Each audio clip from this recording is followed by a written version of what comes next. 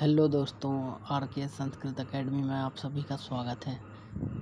मैं राजकुमार प्रजापति आपका स्वागत करता हूं आर के एकेडमी में। आइए वर्ग 3 वर्ग 2 के संस्कृत क्वेश्चन हल करते हैं। पहला प्रश्न है, अग्रे आवर्धत अत्र का लकार। अग्रे जो वाला आवर्धत में कौन सा लकार है, हमें यह बताना है। तो जैसा कि आप देख रहे हैं, आवर्तत आ पहले से ही लगा हुआ है, जिसका उत्तर भी लंग लकार है। अगला क्वेश्चन देखते हैं।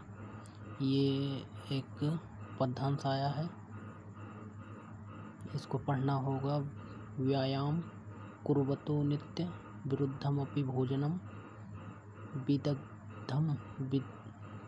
विदग्धम वा निर्दोषम परिपच्यते।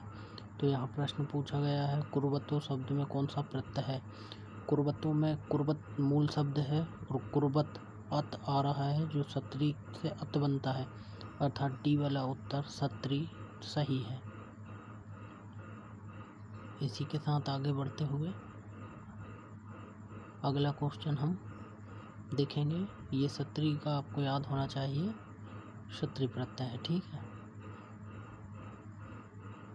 कुर्वत, कुर्बन मूल शब्द है। चलिए आगे देखते हैं। इसी के साथ हम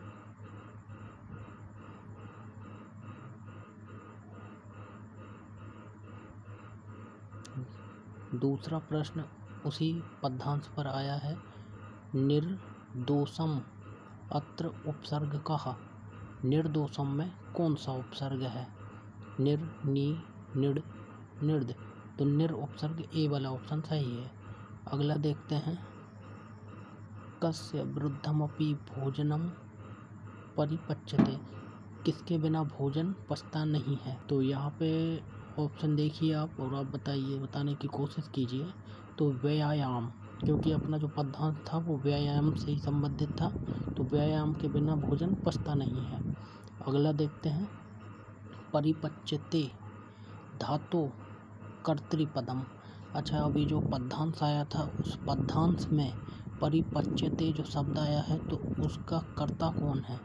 कर्तृपद पूछ रहा है, तो पूरा सेंटेंस जो भोजन पे बना है, तो इसका उत्तर कर्ता जो है वो भोजन ही कहलाएगा।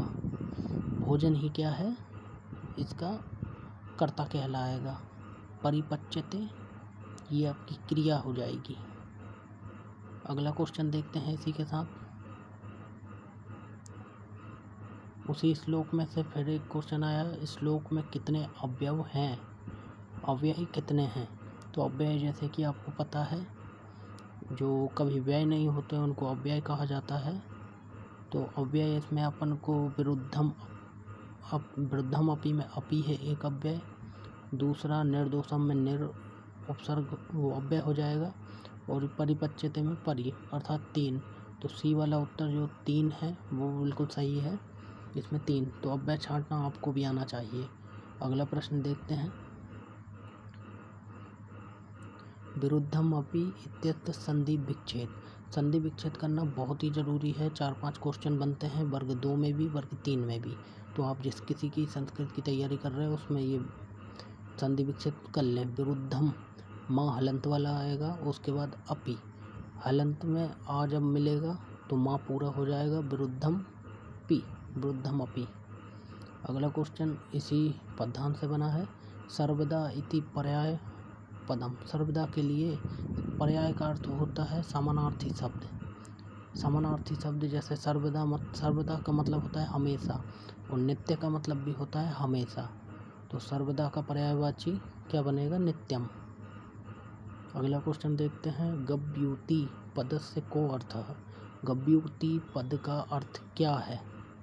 तो गव्यूति पद का अर्थ हो जाएगा अपना कोश द्वयम। क्रोश द्वयम मतलब 2 कोश। गव्यूति, गव्यूति एक मुख्य शब्द है जिसका अर्थ कोश द्वयम है। अगला प्रश्न है अपना ताः क्रीडन्ति। तो इसके रिक्त स्थान की पूर्ति कीजिए।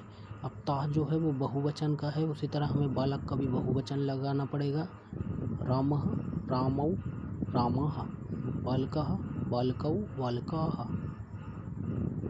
तो क्रीडन्ति बालिका, इसका अपना बी वाला ऑप्शन बालिका, बालिका का बनाना है बालिका। विद्या खालिस्तान ददाती, रिक्त स्थान पूर्ति कीजिए। विद्या विनयम ददाती, विद्या से विनय आता है, घमंड नहीं आता है। आजकल के कुछ लोग तो अपने एटीट्यूड बताने में वो बिजी रहते हैं, जबकि विद्या से विनय आता है। जो जितना ज्ञानवान होगा उतना ही विनयी होगा। विद्याहीन इति पदस्य विग्रह, विद्याहीन का विग्रह क्या होगा? तो ये तत्पुरुष समास में तृतीय तत्पुरुष में आता है हीने तृतीया, तृतीया में बनेगा डी वाला ऑप्शन है विद्याहीन।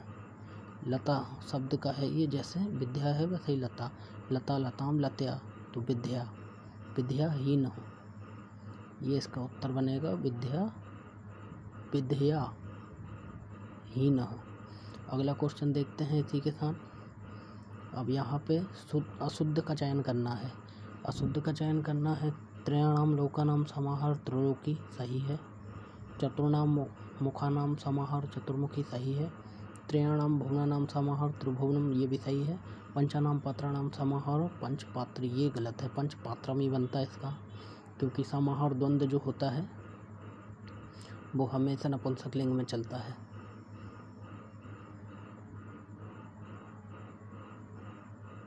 समाहार, चलिए अगला देखते हैं। क्रीडकः कन्दुकं क्रीडाति इत्यत्र रेखांकित पदस्य प्रेरणार्थक किम रूपम, इसके प्रेरणार्थक रूप क्या है इसका? क्रीणाति का जो अंडरलाइन किया गया है मुख्य, उसका बताना है, तो क्राप्यति बनेगा। ठीक है, ऐसे क्वेश्चन आपको हल करके रखना है ताकि आने वाले पेपरों में आप दिक्कत ना आए और आसानी से कर सकें। हमें 30 का टारगेट लेके चलना है, 30 के 30 पूरे करने हैं वर्ग 3 में। प्रधि, प्रधि शब्द से सप्तमी विभक्ति एक वचन किम रूपम, सब प्रधि का क्या बनेगा? प्राध्य, छोटी ई की मात्रा सप्तमी में भी लगती है, तो आप इसको प्रधि भी बना सकते हैं, डी वाला ऑप्शन। ठीक है, कहीं कहीं याम लगता है, कहीं कहीं पे एक ही मात्रा और कहीं कहीं पे ये, तो आपको 3 लिंग वचनों के शब्द रूप तो याद करना पड़ेगा। आकारांत स्त्रीलिंग में, पुल्लिंग में, और एक नपुंसकलिंग का। ये 3 आकारांत, ईकारांत और ऋकारांत, आ ई उ री, ये 4 ये कर लीजिए। चलिए अगला देखते हैं। भय कारणात् बालकः अशुद्धोच्चारण करोति तत्र कारकम, भय के कारक में, भय के कारण बच्चा अशुद्ध उच्चारण कर रहा है, इसका क्या कारण है? मनोवैज्ञानिक कारण है, या शिक्षक का भय है, मित्र का भय है, अध्यापक की अयोग्यता है? तो इसमें वही भय का कारण से बच्चा अशुद्ध जो उच्चारण कर रहा है वो मनोवैज्ञानिक कारण है।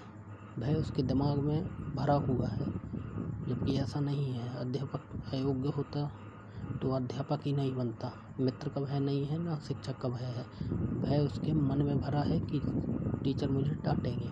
अगला क्वेश्चन देखते हैं। प्रदर्शन सामग्रीषु प्रथम महत्व भवति, प्रदर्शन सामग्री का पहला महत्व होता है कहाँ पे? अब भाई कोई भी वस्तु जब प्रदर्शन के लिए रखी जाएगी तो वह प्रत्यक्ष में ही रखी जाएगी, तो प्रत्यक्ष वस्तु। अगला देखिए, श्यामपट्ट का प्रयोग होता है। श्यामपट्ट का प्रयोग किसके लिए किया जाता है? पाठ्य योजना के लिए, गृह कार्य मतलब होमवर्क के लिए, काठिन्य निवारण कठिन शब्दों के निवारण के लिए। ब्लैक बोर्ड पे जो हम लिखते हैं, श्यामपट्ट का मतलब ब्लैक बोर्ड होता है, तो इसका ये सभी में उपयोग है, अर्थात प्रदत्त सर्वे विकल्प सही हो जाएगा।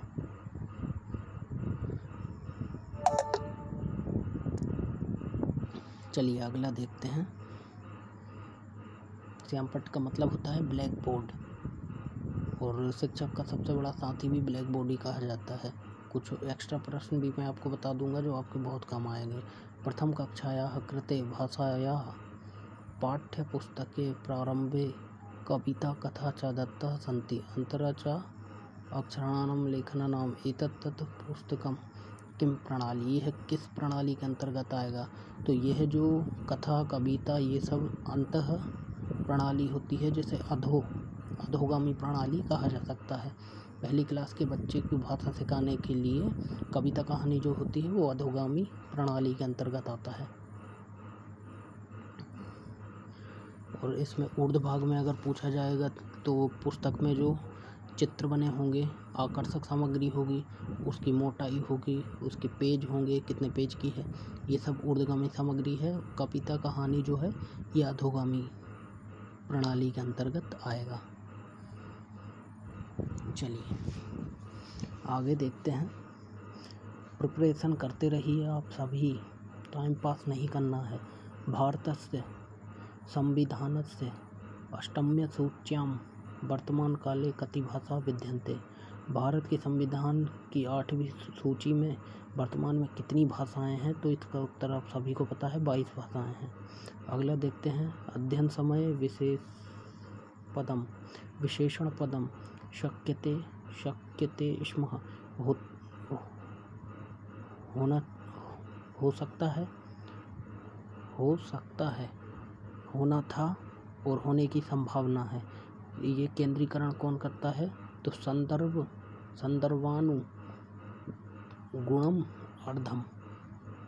ये प्रश्न आउट ऑफ सिलेबस से है, तो इस पे आप उतना ज़्यादा ध्यान मत दीजिए, क्योंकि कई चीज़ें अब परिवर्तित हो चुकी हैं जो सिलेबस के अंतर्गत ही आती हैं। ऐसे क्वेश्चनों पे ज़्यादा ध्यान नहीं देना है। इसी के साथ चलिए अगला क्वेश्चन हम देखते हैं। औपचारिके अनौपचारिके वा संभाषणे एतद आवश्यकम। औपचारिक मतलब होता है जो औपचारिक रूप से सामान्य रूप से किया जा रहा हो, और अनौपचारिक वो कार्य होता है जो सामान्य रूप से नीचे या सामान्य रूप से ऊपर, दोनों मुद्दों को पकड़ के किया जा रहा हो। जैसे कुछ गैर कानूनी और कानूनी, ये सब मिला जुला के जब एक कार्य किया जाता है वो अनौपचारिक होता है। औपचारिक होता है कानूनी रूप से, अनौपचारिक होता है गैर कानूनी रूप से। तो ये इसकी संभाषण में औपचारिक अनौपचारिक की क्या आवश्यकता है, तो सूक्त भाषा कौशल के लिए संभाषण में शीर्षक वाक्येन अभिप्रेय अस्ति। शीर्षक वाक्य किसे कहते हैं, तो ये तो सबसे मुख्य प्रश्न है। शीर्षक भाग उस भाग को कहते हैं जो किसी पैसेज की मुख्य विचार को बता रहा हो। जैसे पूरा जो निबंध आया वो आया किस पे, विज्ञान पे, तो विज्ञान एक मुख्य अनुच्छेद होगा, उसका मुख्य विचार का जो महत्वपूर्ण पॉइंट होता है उसी को शीर्षक कहा जाता है। इसी के साथ धन्यवाद।